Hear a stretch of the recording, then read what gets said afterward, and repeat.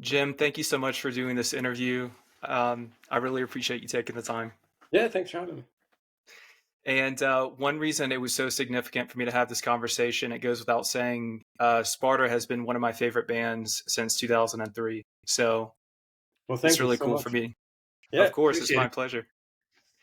So, Jim, just to get started, I want to go back to the beginning. Could you just walk us through your early days in music, your earliest days, and basically what just inspired you to take up the guitar and start a band in the first place?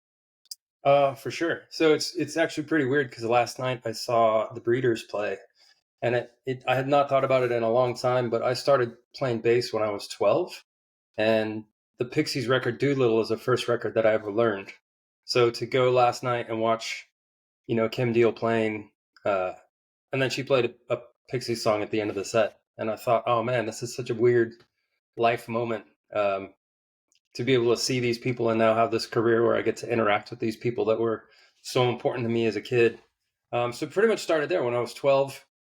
The story goes that I was at uh, I lived in Albuquerque for a couple of years while my mom went to school there. And every 9 weeks you have to change, like what do you call it? Elective. So there's like 9 weeks of woodworking, 9 weeks of like home ec, nine work, whatever.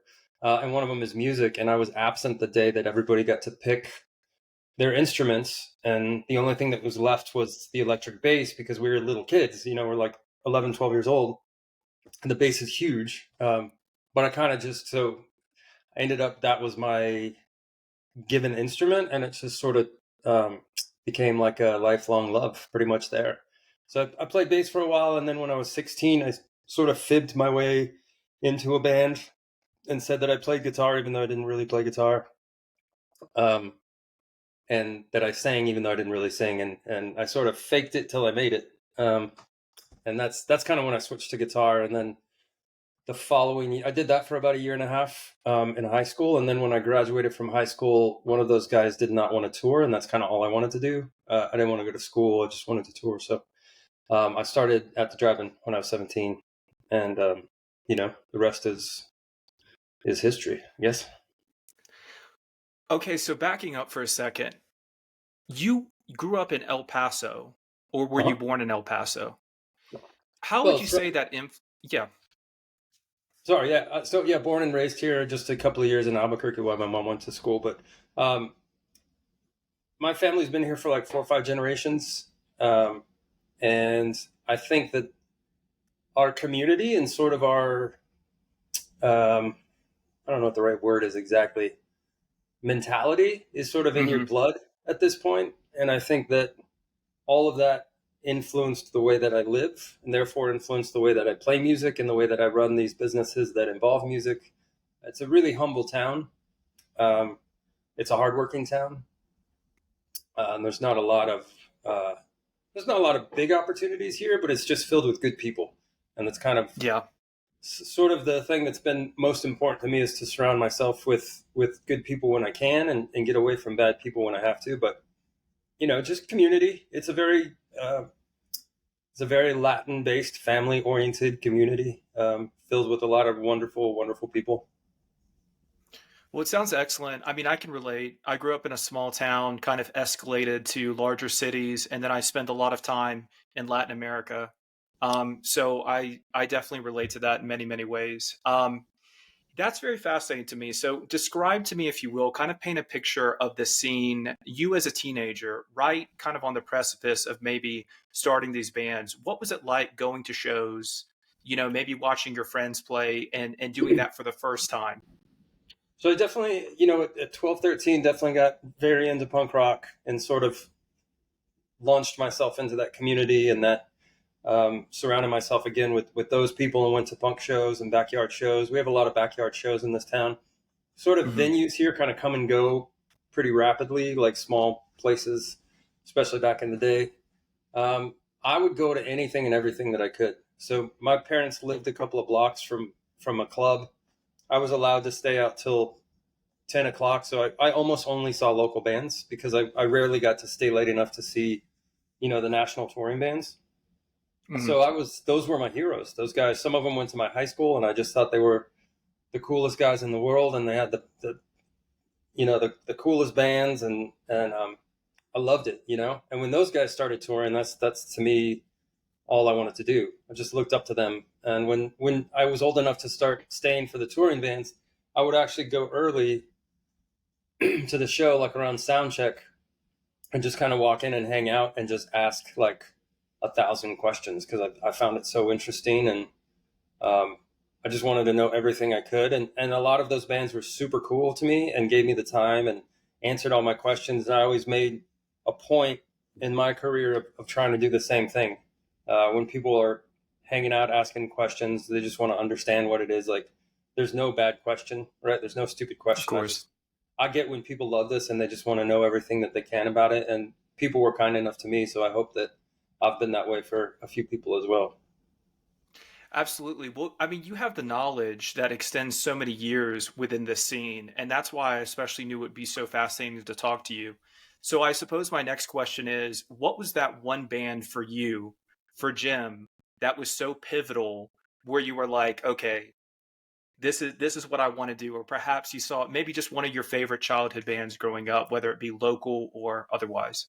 Yeah, so there's a couple. I was definitely like within. So the first like punk rock record I ever got was the Subhumans' Mm, "Cradle to the Grave," which has that like 13-minute song on it that I adore. And then from there, I kind of went in mostly to sort of like Discord record stuff. So my heroes were okay. like Fugazi was like my ultimate uh, band growing up. I kind of always shift like I would always sort of lean towards the positive bands or the bands that have like social conscious to them. Like in the big band world, am a huge Clash fan. Um, I love bands that are like political and emotional and Yep.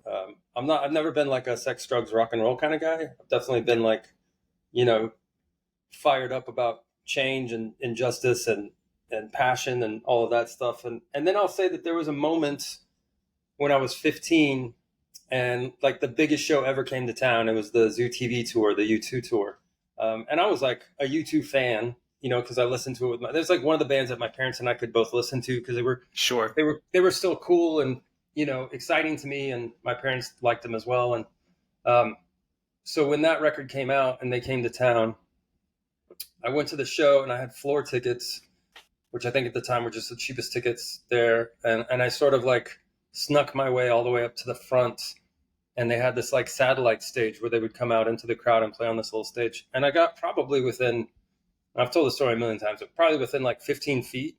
And all of a sudden, I was like, oh, I want to do this. Like I had been in Yeah. bands and I had been in punk bands and I've been playing in backyards, but I had never really at that point thought of it any more than just like, oh, playing music with my friends and having fun. And it wasn't like, I never thought of it as a future at all.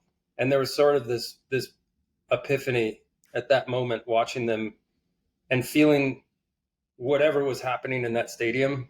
um yeah, I was like, fuck, I want to do this. And Yeah. again, been so fortunate to have a career where I've actually been able to tell Bono that story, which is Oh, it's been a crazy life, like to think that yes. that was a moment that sort of made me want to do this and then allowed my life turn into this somehow. And I've been able, like I said, been able to hang out and meet and spend time with people that are real heroes to me and are good people and have been awesome. But so I don't think there's, to answer your question, there's not really one band or moment. There was sort of a bunch of things that happened.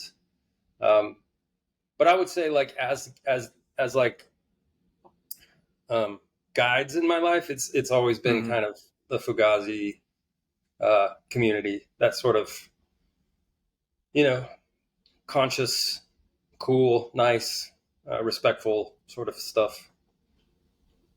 Of course. Of course.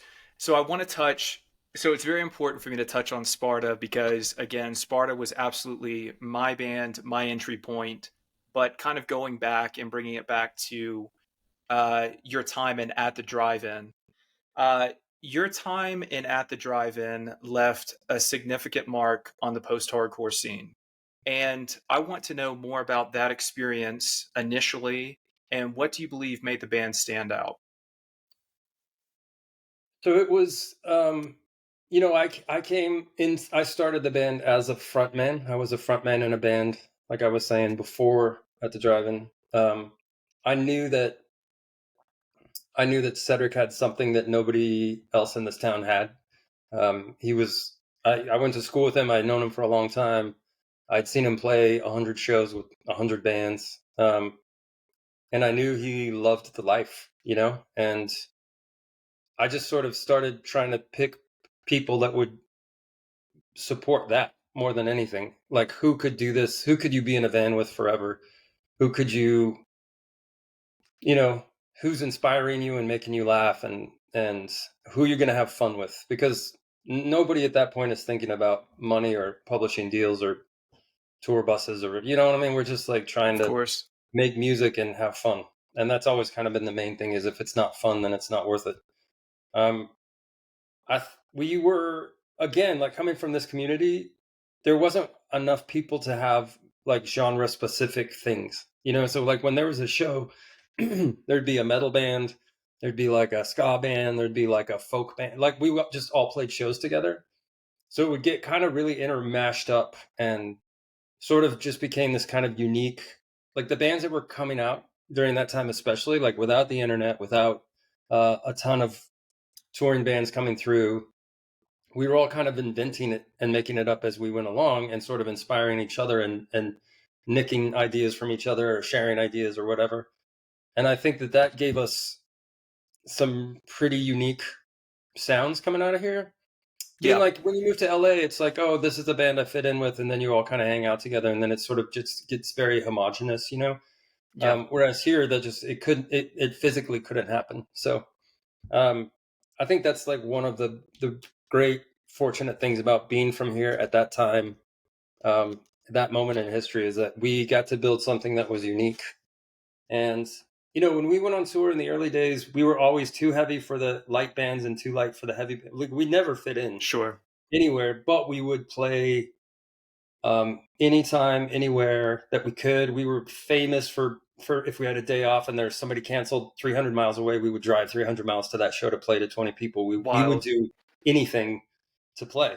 And it's kind of one of those things, geographically, we're so isolated that when we left for tour, it took so far to get to the first city, we just didn't come back, because Sure. it's not like we could drive an hour and play a show and come home. It was like we had to drive 7 to 10 hours, and then at that point, you might as well just keep going. So we just ended up touring all the time, which was great. It was great at that moment, and people came and went from the band, and it ended up sort of having the what's now would be like the classic lineup. And then it just, like, we doubled down and worked harder, and we used to work jobs to save enough money that we could lose it on tour and come home, work jobs, save enough money, just repeat over and over and over again until we were self-sufficient. And then we just didn't have to come home anymore. And we didn't. We stayed out a lot. Well, I certainly read that. I mean, I think people were very familiar with the work ethic of that band. I Yeah. mean, even for me coming from a different era of the scene in general, I was still familiar with that concept. But do you ever reflect specifically on At the Drive-In being this progenitor post-hardcore band? Like a No, band that transcends? no, I just never think about it like that at all. Of And course. also, when anybody looks at that band or those records or went to shows or whatever, you're having sort of a snapshot of that moment, you know. Sure.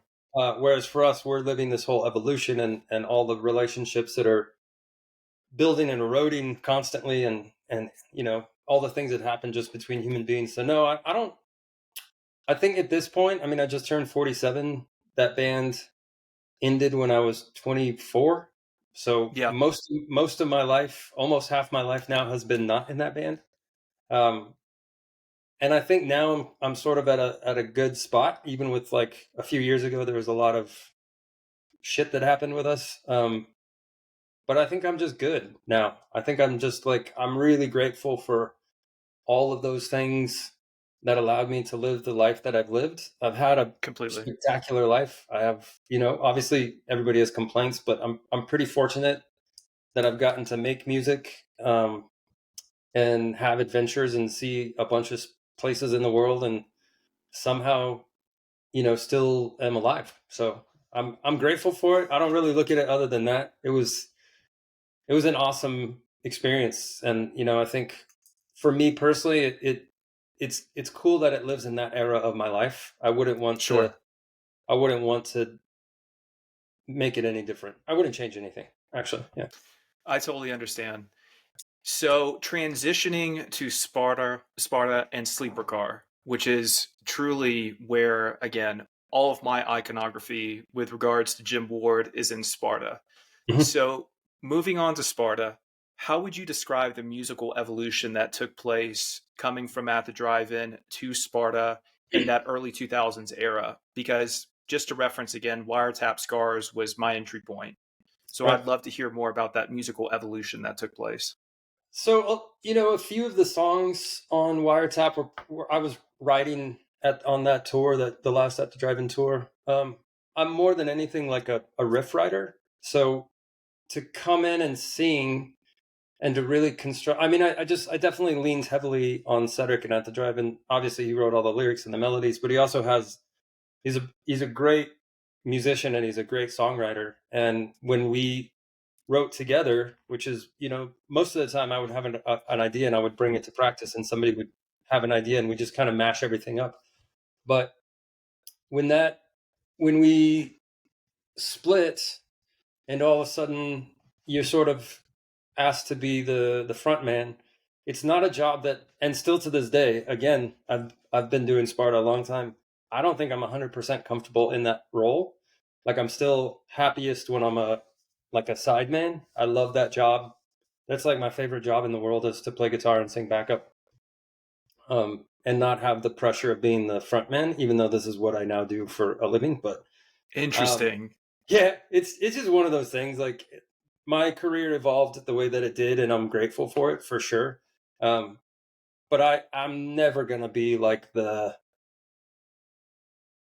have enough confidence to do this, and I think, for me, every record starting with Wiretap is a lesson in songwriting, and that's what I really care about, is writing songs. That's my favorite part of music, is Sure. creating stuff. Then my second favorite thing is to record it, and then after that is touring. It's not my favorite thing, um, because I think that for me to write songs, I tap into sort of the dark places in me, the things that are hard to talk about, the things that, and even if it's just coming out musically or whatever, that's how I'm dealing with it. This is my therapy. Um, on top of other therapy as well. But this is my early on in life. Sure. This is like what was helping me get by. Um, and so I think that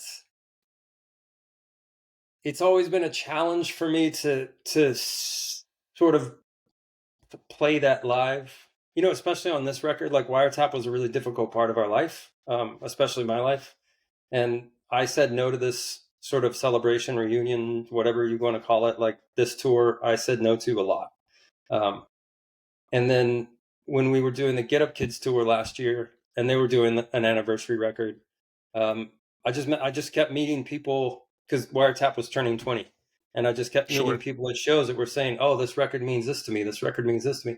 And it started to finally occur to me that this is not all about me, right? This is about the people who fell in love to this record, who discovered music to this record, who have raised their kids listening to this record. Like, all the things that have Yes. happened in 20 years, I I wasn't privy to that, right? So for me, it's just like, oh, I look at these songs and I'm like, holy cow, this is hard to sing. This is hard to relive, until I could see it from the what we say, the other side of the barricade. On the other side of Sure. the barricade, all of a sudden I was like, oh, I can go and people will be very joyful. And it's been an incredible experience to watch people. When we play this record live, we play it start to finish. I don't say a word. We don't say anything. We just go and we play every single song, and then I Wow. talk. And I want everybody to live in their memories. I don't want to distract anybody with, you know, banter or whatever. So I know I'm rambling here, but No, I not at all. I think you know it's been a great experience, and it's super fun to go back to that, and it's given me a lot of joy that I didn't expect, Of um, course. and that will give me more confidence going forward. But um, yeah, And again, I know I'm just rambling at this point, so. No, I that actually raises an interesting question. So, to your point, and using wiretap scars as an example, I remember, for example, getting my driver's license, learning to drive, listening to that record, and then revisiting it, of course, authentically years and years beyond that. So I too have those memories, but I'm curious on the gym side of the barricade, on your Mhm. side of the barricade, what might be some tracks or a specific album that resonates the most with you? Because you mentioned Wiretap might not be it, but what is that one album you say, okay, this is it, this is most reflective of perhaps your sentiments? From my catalog, Yes. Or um, Sparta. Yep. yeah, but I just mean anything I've ever played. So it's hard because Of course. every record is sort of a, again, it's like we toured Wiretap for like 18 months, and a bunch of shit happened in my life. I lost a bunch of people that I loved very much. So going into Porcelain, when we made Porcelain, that's just me grieving, basically. Like grieving a lot of things, grieving the end of a band that I loved and friendships that were falling apart. And because we made Wiretap really fast, we started the band, we made the record, we went on tour, and I think to us it was like the only way we can get through this now is to just put our head down and work super hard. And we had a chip on our shoulder for sure. Like we weren't the ones that were the famous ones from the band, if you want. And I think there was that kind of drive to prove ourselves. And so we just worked super hard.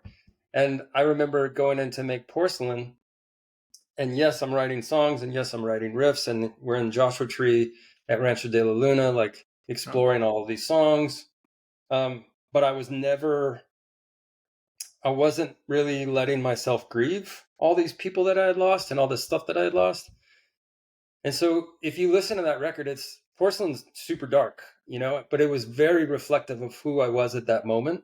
Coming into my own as a songwriter, being a little bit more confident, like singing wise, lyric wise, um, feeling like it was more authentic. And then at the end of that record, like at the end of that tour cycle, I basically had like a breakdown. And because I just had never dealt with anything, and I would hmm. just go.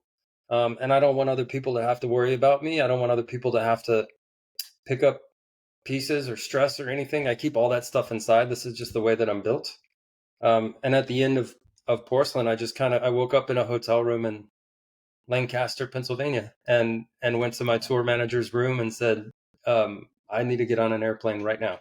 Like right now. I'm totally done.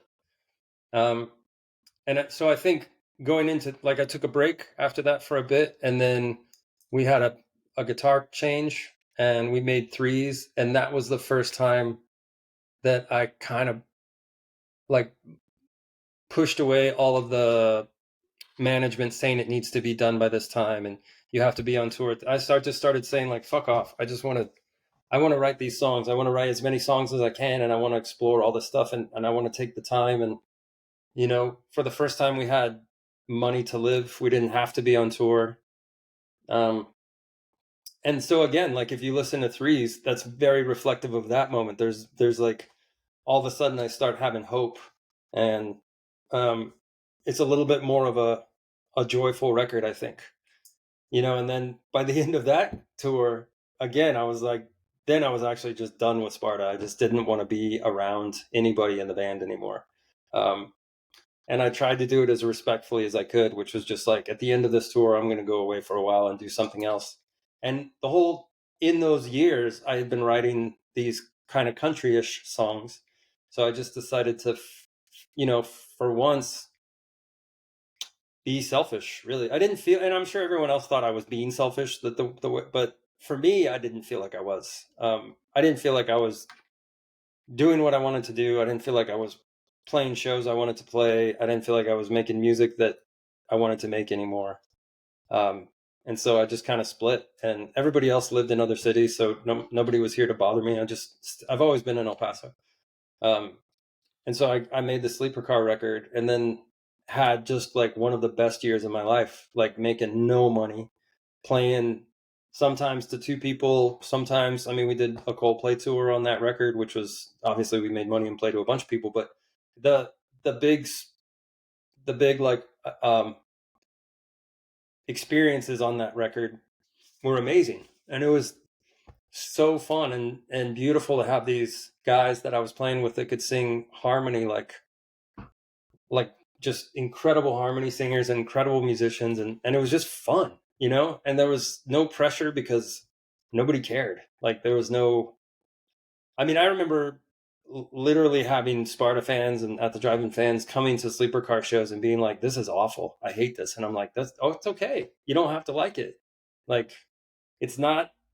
This isn't meant for everybody. This is just what I want to do right now, and I don't want to be a one-dimensional artist. I want to make whatever I want to make, and who cares about the consequences?"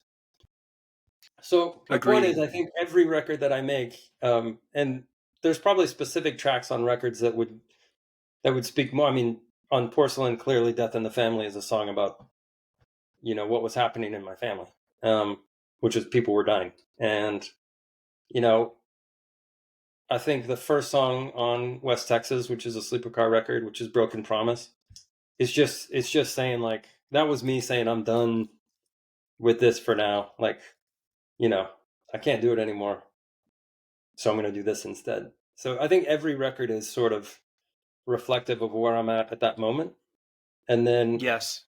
and I think the greatest thing about making records is the minute that I turn in the final master tapes, um, then I'm done. From that point on, it's your record. Like those are your memories that you're gonna make. You're gonna have your own interpretation. I very rarely explain lyrics to people because I think you make up your own.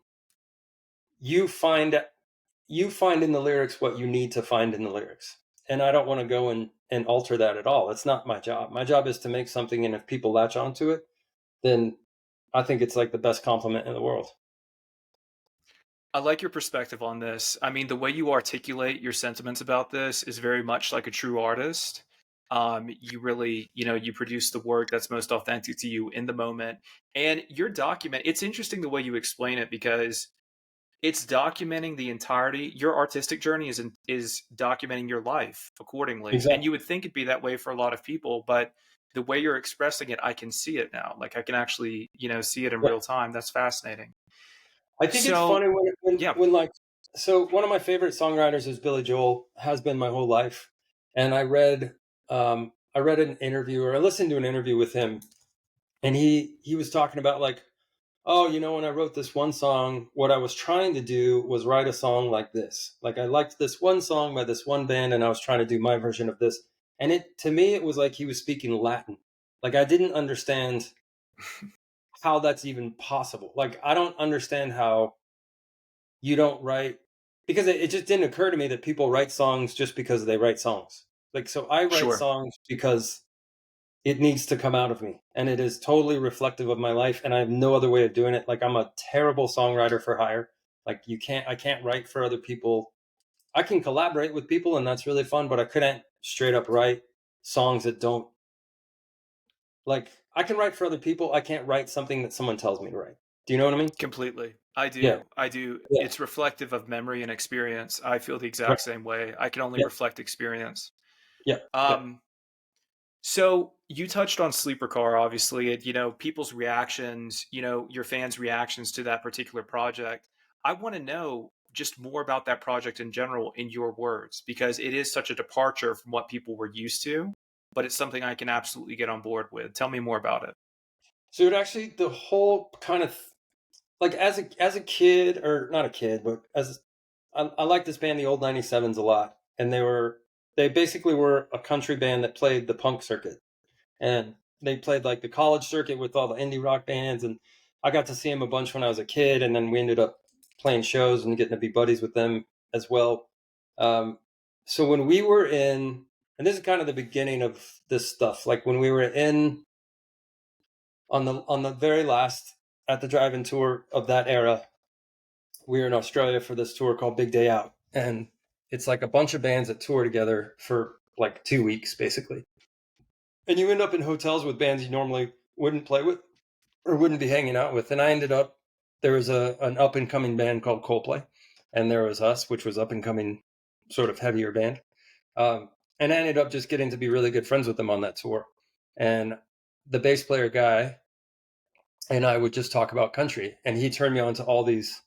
I didn't know who Graham Parsons was at the time, and he turned me on to Graham Parsons, the Flying Burrito Brothers, all this sort of like country rock stuff, which I didn't know because again, I was like very punk rock except for the old 97. So I knew I liked Sure. country from, like everybody loves Johnny Cash, but I'm talking about the sort of records that you or in the bands that are not super famous that you're just seeing.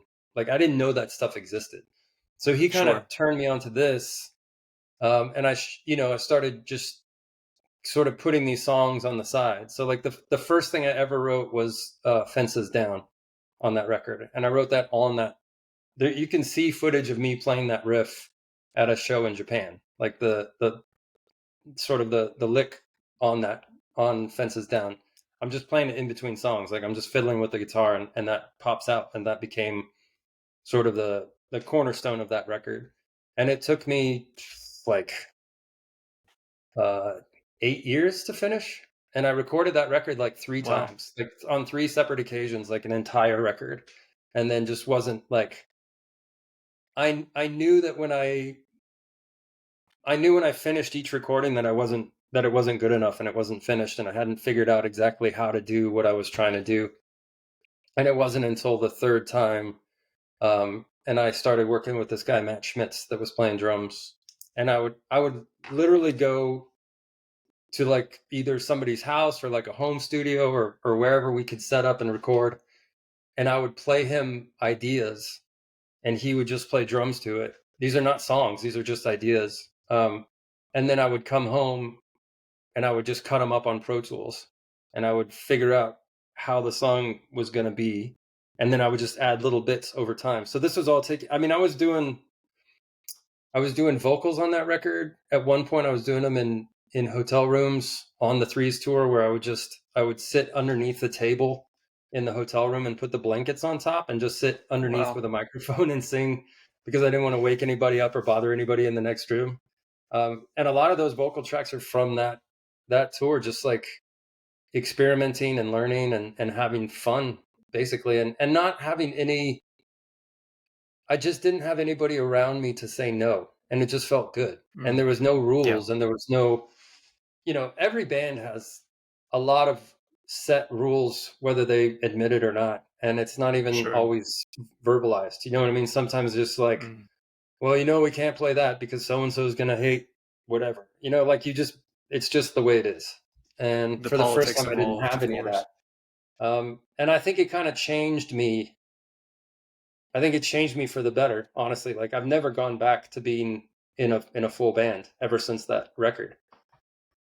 Like I've never made a record where I wasn't in control of what I was doing and not following somebody else's rules. So since 2008, 2009, like it's basically been like I know what I want to do. And that doesn't mean I don't love collaborating and getting opinions and whatever, but I'm just not into rules. Like I do not play in a band to have somebody else's rules imposed on me. It just doesn't. It's not cool.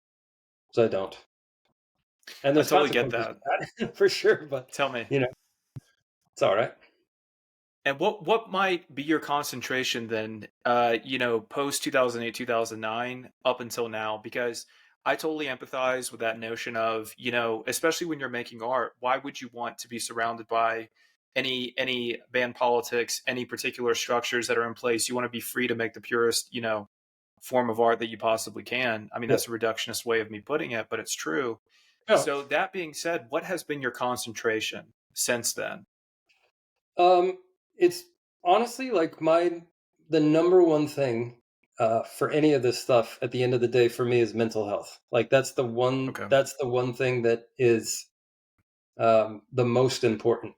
And so Yeah. part of that is like, don't put yourself in situations that are going to deteriorate your mental health. Don't do things to yourself that are going to deteriorate your mental health. Um, there's only so much I can control about physically aging and deteriorating as every human does. Sure. Um, but I can put a lot of control into being as healthy as I can, especially mentally. And for me, that's a huge challenge. Um, I'm not I'm not an incredibly stable person. I never have been. I'm not incredibly unstable either. It's just I have to put a lot of work into not. Um, like I got in an argument one time with somebody that I was in a band with, and he was saying, "You're basically," it was like, "You're fucking crazy," and we were having an argument about something like some band related thing. And Of I course. remember saying, you don't get the good crazy without the bad crazy. Like you don't get the guy who writes the songs and the lyrics and falls like fuck puts it all out on stage. You don't get that guy without the guy who also is like self-harming, trying to destroy himself, trying to destroy, like all of that is like one thing. Um, but I think when I sort of verbalized that for the first time, I was like, okay, yeah, this is not a good way to live, right? Like this is not a healthy way to live. I don't want to be quote unquote crazy at all. But I still want to make art and I want to be authentic and I don't want to be on medicine and I don't want to like be numb. I want to live and feel these things and I want to express these things. So my concentration from probably like 2009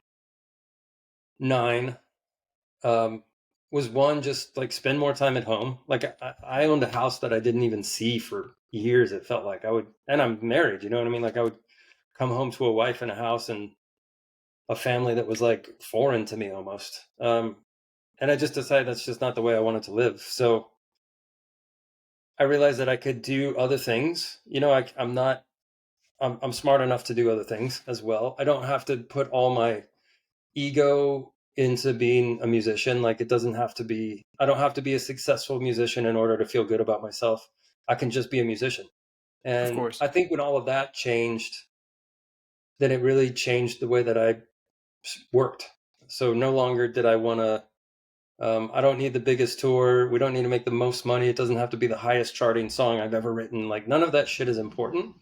Um, and I found like way more happiness basically because of that. So I try to write music when I want to, and I try to do shows when I want to. Obviously, some of that stuff you have to plan, and there's like some give and take with it. I mean, I can't just wake up one morning and be like, today I want to play in London. Like I can't do that. Obviously, I have to make a commitment and follow through with it, and that part's Sure. okay. As long as I don't book past like a certain point. Like I know we're going to Australia in May, but I have nothing after November. So December, Okay. January, February, March, April, like I'm not touring. So, and I'm definitely like beginning, like I want to make a soft, quiet record. That's all I want to do right now. So that's what I'll put my concentration on now because I know that's where my head needs to go. Like it's been a Of course. loud year, um, and after a loud year, I just need to make something quiet and beautiful and sweet and somehow figure out how to pay my mortgage at the same time. But that's secondary, right? Completely. Well, I resonate with a lot of the things you said previously, especially with, you don't necessarily get, all the profound art without a little bit of craziness. I think that's a very fair statement to have made. Again, I'm sure you've evolved a lot, past that point in your life, but it's true. A lot of people don't accept the reality of, I think, having to exert a lot of creative energy. It's like your head is living in another dimension and your body Mm-hmm. is here on earth with everyone else. So I understand that point. Thank you for articulating that. Um, Tell me about some of your business concentrations as well, because you mentioned earlier that you're involved in some other endeavors. I'd like to know more about those. So it just kind of started out with I knew I didn't want to tour, so I knew I needed to make money, and at that point I was just like, well, I've spent basically my entire life in bars, like playing music in Sure. bars. Um, and a friend of mine at the time was like a bar manager and ready to sort of break out on his own, and so we opened a bar together. And my dad always says that I'm cursed with first time success. So like my first Hmm. band was very successful, my first bar was very successful, and then you sort of expect that everything you do is going to be successful, and Sure. it's not. Like it's fucking hard. So we did that for a minute, and then we just started opening other places. We have currently, like my wife and I have a restaurant in El Paso that like a bar restaurant. Um, And we've had like studios, we've had venues, like these things all kind of go in cycles. And I'm not the sort of person that is like, I'm going to build a business and then sell it for profit. Like that's just not the way my brain works. My brain works very much like I want to create something with my partner, who I'm also married to. I want to create it and then I want to see what happens with it, like a record. Like I want to do an 18-month tour cycle on this bar and see how it goes. And Hmm. I've had to adjust that somewhat because it's also just not very realistic, like in the business world. Um, Sure. but I still like we cycle through stuff a lot in our restaurant. Like we change things a lot. We moved locations last year. We always put sort of our staff well above profit. Like we don't worry about, like we're not there to make money basically, because it needs to be like a cool spot in the community that is expressive of what we do, where you can get plant-based food, you can also get ethically raised meat, you can have a drink, like you're not going to get judged, everybody's welcome. We have like the wildest fan base, from like little kids to great grandmas that hang out there, and I love it. It's not like it's not a one trick pony, and I think that that's sort of like the most rewarding part of it, and it gives us the freedom to do what we want to do. We went to the Foo Fighters last night and stayed up way too late and didn't go to work this morning because we don't have to if we don't want to. And obviously there's consequences, but we're not going to get fired, you know. um, Well, I have a lot of respect for the way that you've involved yourself in the community. I mean, that's something that's always been special to me in the sense I've wanted to do that, but it's not always, it's complicated, as you know. I mean, you spent so yeah, much of your life on the road. But no, I have a lot of respect for you in that you've invested in El Paso and done these things. So that's super cool. I love Um, the idea yeah, of playing festivals around the world and getting paid a bunch of money and bringing it home. Like I that's love doing that. excellent. Like I don't need to live in LA, or I don't need to live. I mean, I need to live here. This is the only place I want to live. But I love that I have a job that I can go out and make money and have fun and entertain people and make connections and memories. And it's one of the things on this tour I was going to say earlier, as we're playing Wiretap, like I can look out and watch people literally cry during the Yeah, show because they're just overwhelmed with their emotions and their memories and to be part of that is so humbling, and so like I'm so grateful for it. And at the same time, like I get to make a living and then I get to come home and invest it back in my community, which is this community is everything to me. of course.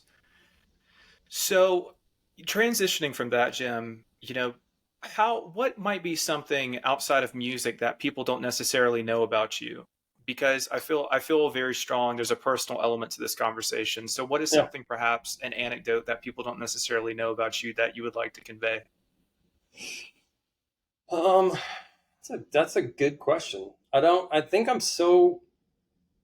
uh I'm so transparent, like to a fault almost, like especially with the Hmm. age of Instagram. Like I have to be very careful that I don't just put every thought and everything in the world that I have. I don't know if there's God, that's a good question. That's a hard question.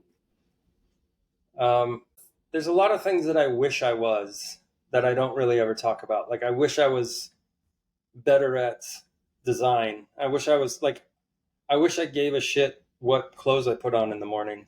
Like, you know what I mean? But I don't. But I Sure. wish I did. Like I wish I was better at that stuff. And I wish that um, I think it's one of those things where you sort of, you concentrate and you work on the big stuff, and like you try and be as healthy as you can or whatever. But then there's a lot of little things that just kind of get, like, I wish I rode my fucking bike. I never ride my bike. You know what I mean? Like there's just stupid things I like that. do. Um, I think I don't think there's really much about me that people don't know. I think sometimes people are surprised that I play golf. That's like the one That is a thing little where, bit surprising to me. yeah. I just don't imagine it in my head, right? Like as you tell me. So it's a good bucket hat and a day out on the course. Like that's my jam. Yeah, I love it. I love it. It's one of those things, and it's just like, so I spend so much time in dressing rooms, and even here we're at the restaurant or whatever. That just to go have 4 hours, and it's ridiculous, like to spend resources on a golf course. I get it, but for me, It's usually with like a family member or a friend, and it's just hanging out.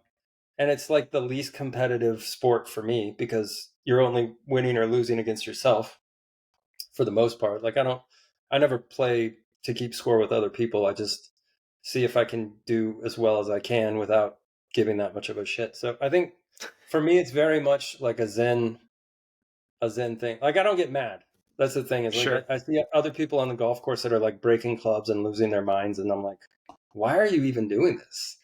Like this should be not just fun, but it should be relaxing and like it's a ridiculous privilege that we get to go out and hit a ball and Yeah. like I I get I get how lucky I am in that sense. But yeah, that's the one, and I love I love our college basketball team, which somehow surprises people that I like sports because I feel like when I Yeah. was a kid, it was like the punks versus the jocks, Of and I'm like, course. no, It's reoccurring.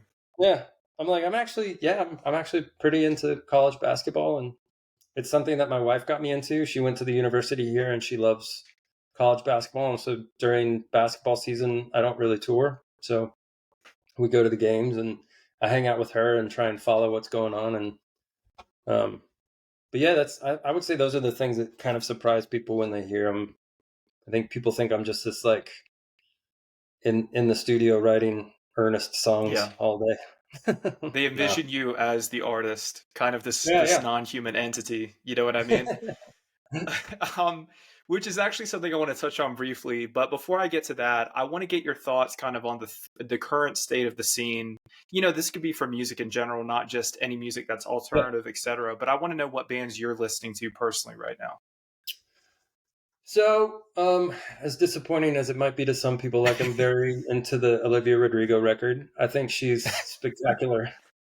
Interesting. I'm just so blown away with her, the maturity of her writing at her age, and professionalism, and like that's a lot of shit to carry, and she just seems like she's doing a really good job of it. I really like, like I've been into Idols the last couple of years, Hmm. and Turnstile. I really like.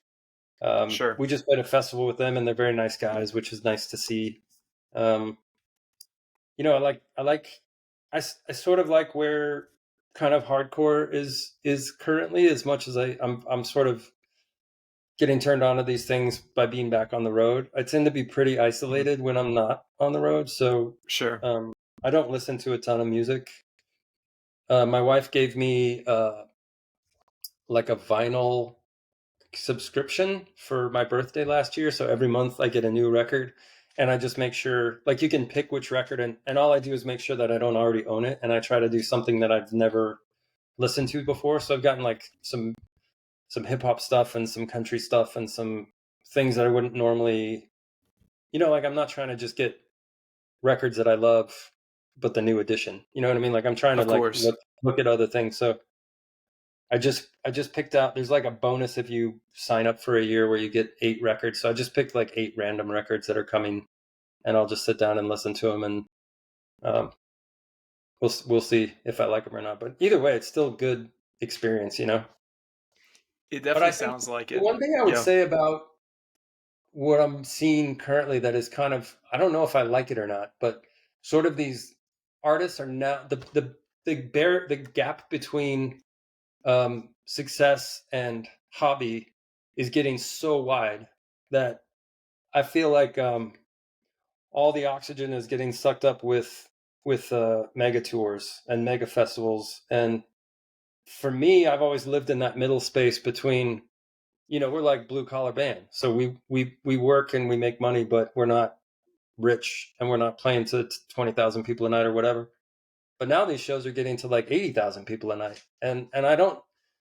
I'm a little bit worried, but then I also think that this is just part of a cycle, and this will create some really great underground bands that are fighting for that oxygen, and then we'll get some really great music out of it. So I was kind of the last generation of bands that sold records, like actual records. Like they'd Yeah. all died in like 2001, 2002, when streaming just became what it is now, or was beginning to become what it is now. So I think at the time it felt like a good thing that we were getting rid of these sort of giant paychecks with shitty bands that were making a lot of money, and so they don't have to really work hard at the art. They're just getting paid, and it felt like it was a good thing to for music. And I think we did get some really good years out of that.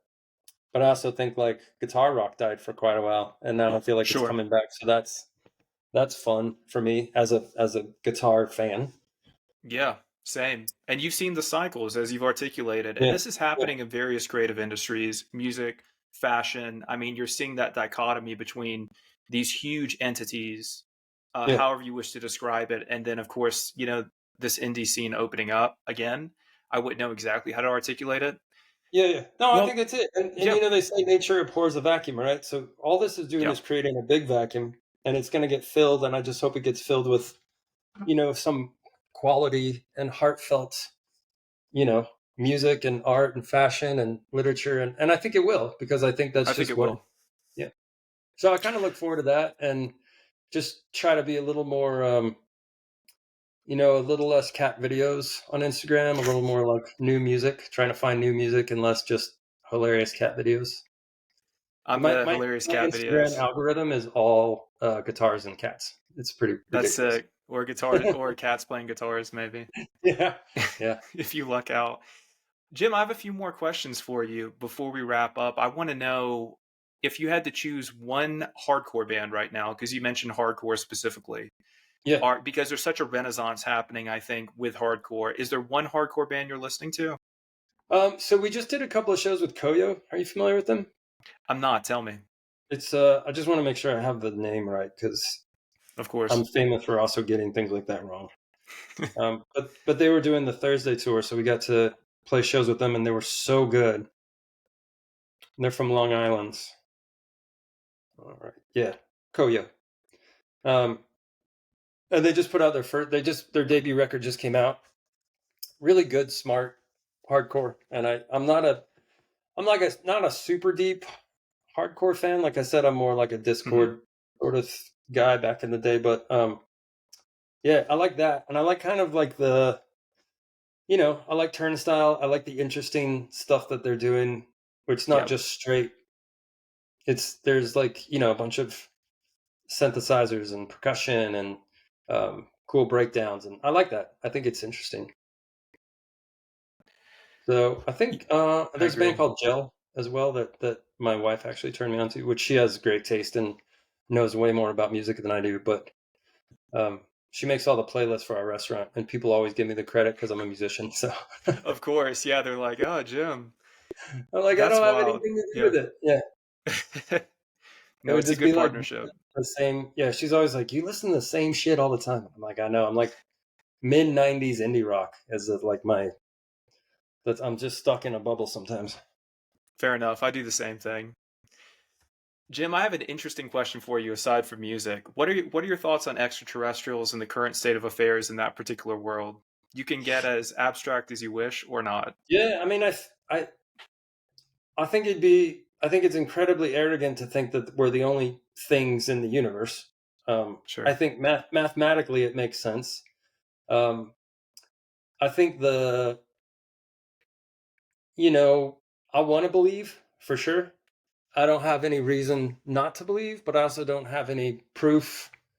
You know what I mean? Like I haven't had any experience that would lead me to be like, oh, absolutely.